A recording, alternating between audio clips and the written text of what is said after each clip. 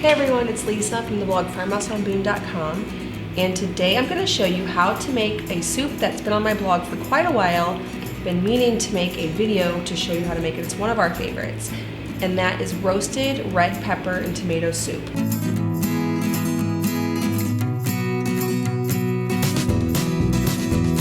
Now this one is good all summer long because a lot of times, you'll have these vegetables out in your garden and the basil, the peppers, and tomatoes.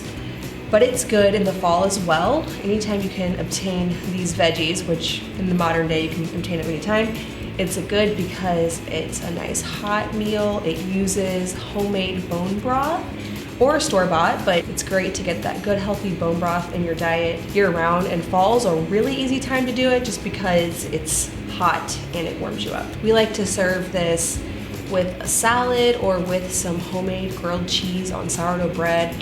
It's perfect if you dip the grilled cheese into the soup. So delicious. All right, let's get started. I'm gonna start by slicing 5 large bell peppers. Now, if you have smaller ones, I had a few really small ones from the garden. You can just do a couple for one. It'll taste good no matter what, even if you have way too many or not enough peppers. None of my recipes are very particular. A lot of you know that. And I just like to slice them in strips. Now, a lot of the soups I make are roasted. I do quite a few soups where I just boil in broth, but I love taking the extra step of roasting vegetables just because it gives it so much flavor that isn't there otherwise. I do sometimes make this soup without roasting it first, but I do appreciate it when I take that step because it's so good.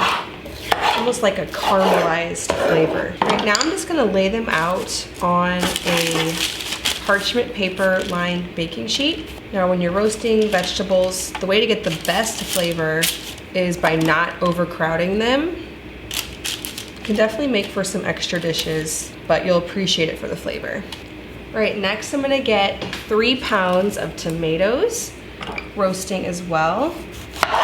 Now, this tastes best, and I've liked it most whenever we had a lot of different varieties of tomatoes in our garden. So some heirloom varieties, different orange ones, and cherry tomatoes, and all different kinds. This time I just have one kind, but I can tell you it tastes really great that way.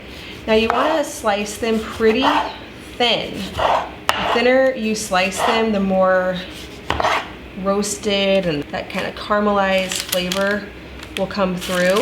So I like to slice them pretty thin. It'll take a lot of the water out of them, and we'll reconstitute it later with some bone broth. Now, just like with the peppers, make sure to put them in a single layer, not to overcrowd them too much. All right, now I'm gonna get 2 onions and 1 bulb of garlic roasting. Now to roast these, I like to just cut the tops and bottoms off. Sometimes if my onion's super thick, I'll cut it in half.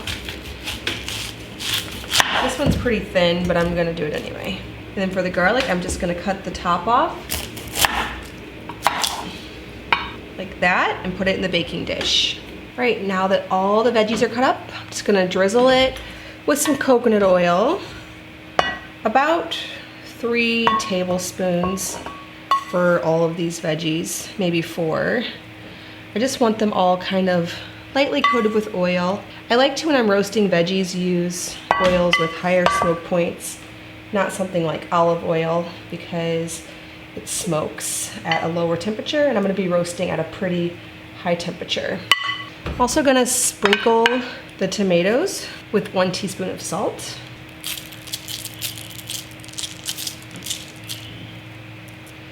And I'm gonna get these going in a 425-degree oven for about 30 minutes or until soft and kind of has a caramelized color. All right, I'm just gonna get all of these roasted veggies into my soup pan. Now, the garlic and onions will just come right out of the skins and be so nice and soft.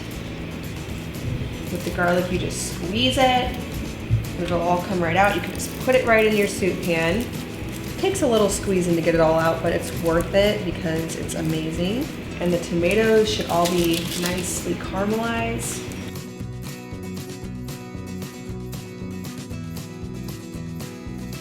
Add to that a handful of fresh basil.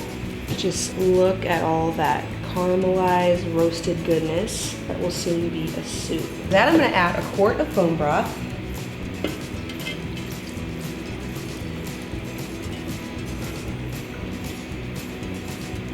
Now, if you have made your bone broth several days in advance, it's sitting in the fridge, it might be gelled, but it will turn liquid as soon as you start heating this.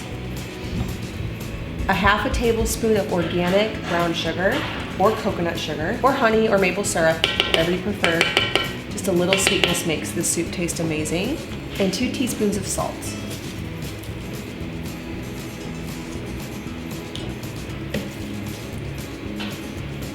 I'm just gonna put on the lid and allow this to simmer for about 15 minutes. All right, once it's simmered a little while, I'm just gonna blend it up. You can either use a blender, you can put this into a regular blender, blend it up, put it back, or use an immersion blender.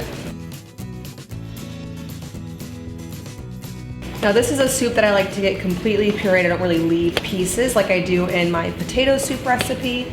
Get nicely pureed. All right, well thank you so much for watching this video. You can head over to the blog farmhouse.Boone.com to get the printable recipe card for this soup as well as many other soups.